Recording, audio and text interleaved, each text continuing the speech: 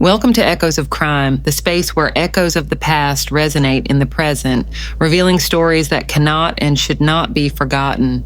Today, we dive into one of the most haunting and enduring mysteries in American criminal history, the Black Dahlia case.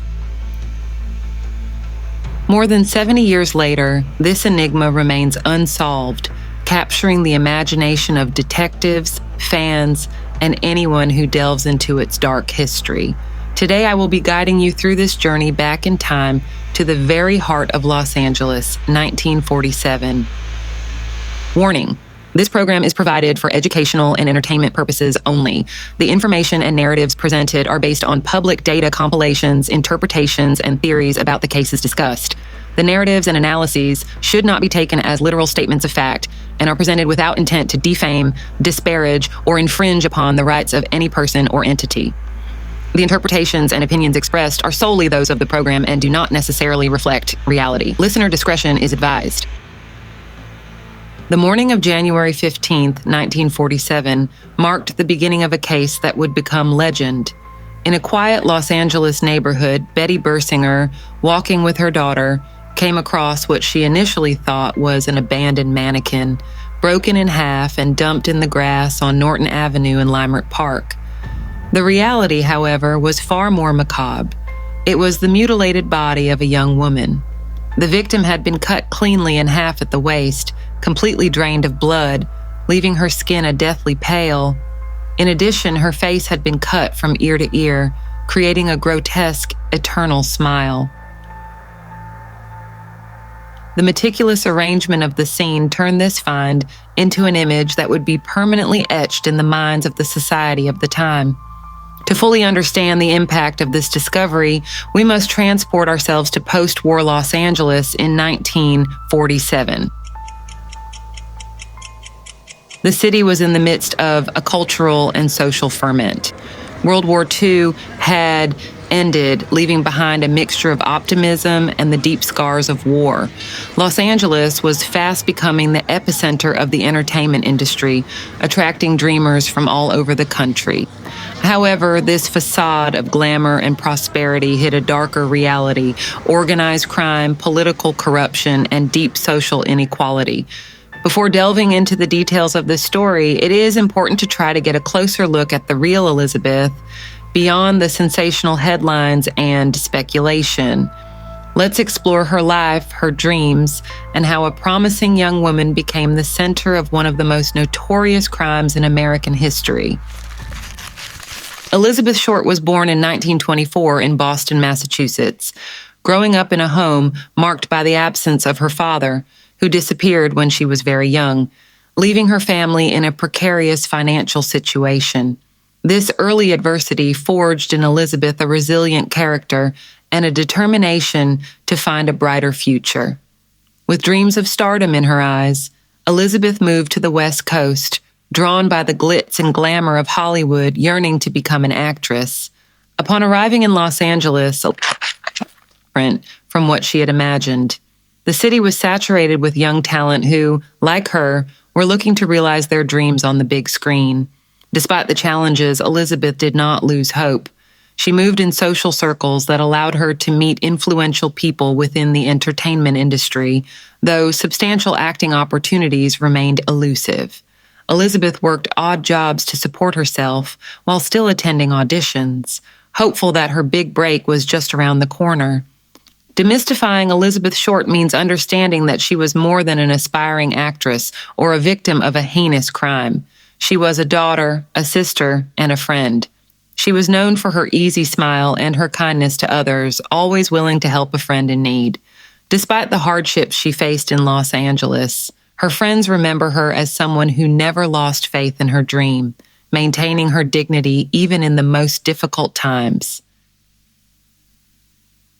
Elizabeth Short, later known by the nickname the Black Dahlia in the newspapers, was a young aspiring actress whose life and ambitions were brutally cut short. Her murder not only captured the attention of the police, but became an obsession for the public and the media.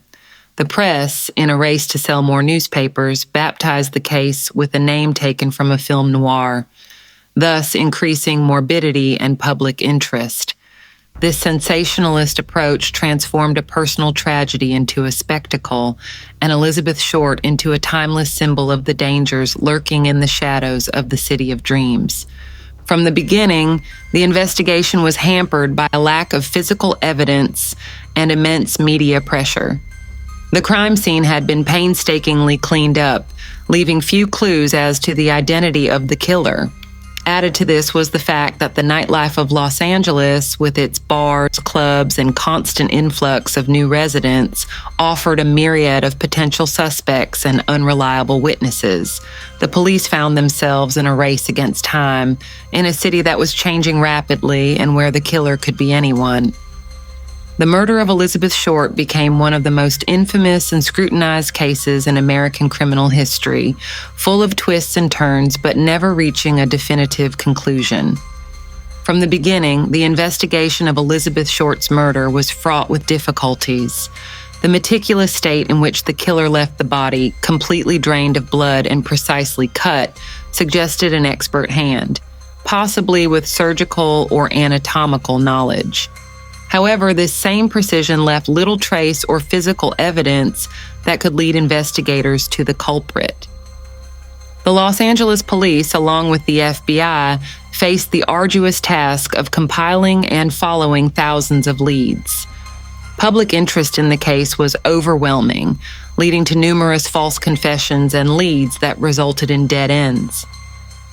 Despite concerted efforts, the lack of advanced forensic technology at the time significantly limited the ability of the investigation to process the crime scene and evidence collected as effectively as we would see today.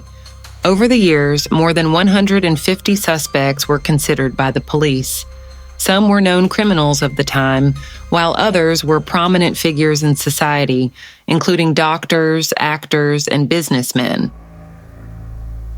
Among the most notorious was Dr. George Hodel, a physician with connections to the Los Angeles elite and a personal life full of scandal. Suspicions of him were reinforced decades later by the investigations of his own son, Steve Hodel, who presented circumstantial evidence in his book, arguing that his father had not only the means and knowledge, but also the psychological inclination to commit such a crime. Leslie Dillon, a bartender with a particular interest in the psychology of murder, entered the list of suspects under bizarre circumstances. He became involved in the investigation by offering himself as an informant, suggesting that another individual might be the killer. However, his detailed knowledge of the crime and his absence in Los Angeles at the time of the murder raised suspicions. Despite initial doubts, the lack of concrete evidence left him off the main list of suspects. Walter Bailey, a Los Angeles surgeon whose practice was near where Elizabeth Short's body was found, was considered a suspect after her death. The connection arose because of his specialization in surgery, which could explain the accuracy of the dismemberment of Short's body. In addition, Bailey was found to have tenuous personal connections to Short, although no conclusive evidence was ever found to link him directly to the crime. Mark Hansen, an acquaintance of Elizabeth Short, was the owner of the theater where she often spent time. Short had lived briefly with Hansen, and his name was found in a notebook belonging to her. This, along with testimony from acquaintances suggesting that Hansen was obsessed with Short, put him in the crosshairs of investigators. However, as with other suspects, direct evidence of his involvement never emerged.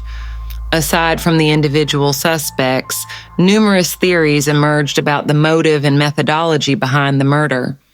Some speculated that Elizabeth was the victim of a crime of passion, while others suggested that her death was connected to organized crime networks in Los Angeles. One theory proposed that the murder may have been a ritual performed by a cult. Despite widespread speculation, no theory has been definitively proven, leaving the case open to interpretation and debate. One of the most persistent theories is that Elizabeth Short's murder was somehow connected to Hollywood elites. Given Short's ambitions to become an actress and her known connections to figures within the industry, some have speculated that her murder may have been the result of a failed relationship or compromising information she possessed about someone powerful. Another theory suggests that Short's death was the work of a serial killer operating in Los Angeles at the time. Proponents of this theory point to similarities with other unsolved murders and the methodical nature of the crime. Although several suspects have been postulated as this potential serial killer, the lack of concrete evidence and the uniqueness of the Black Dahlia murder mean that this theory remains in the realm of speculation. Another theory, the organized crime connection theory, suggests that Elizabeth Short may have become entangled with Los Angeles underworld figures, which ultimately led to her murder.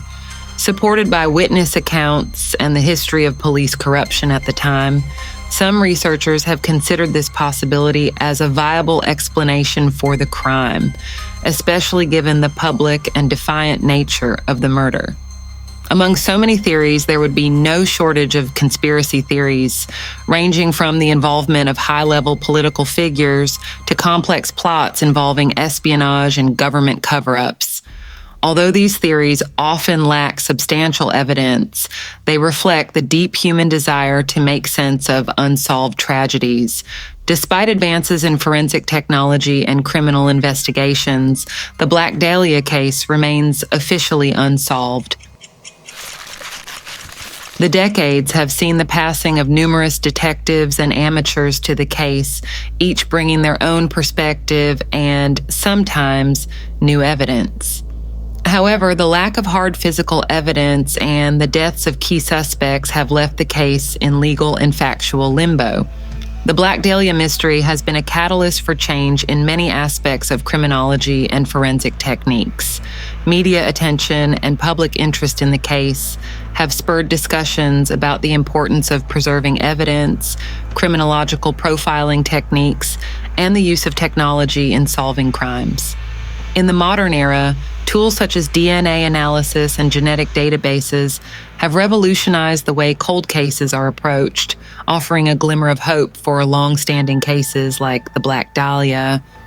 The Black Dahlia has become an icon within popular culture, inspiring books, movies, series, and podcasts.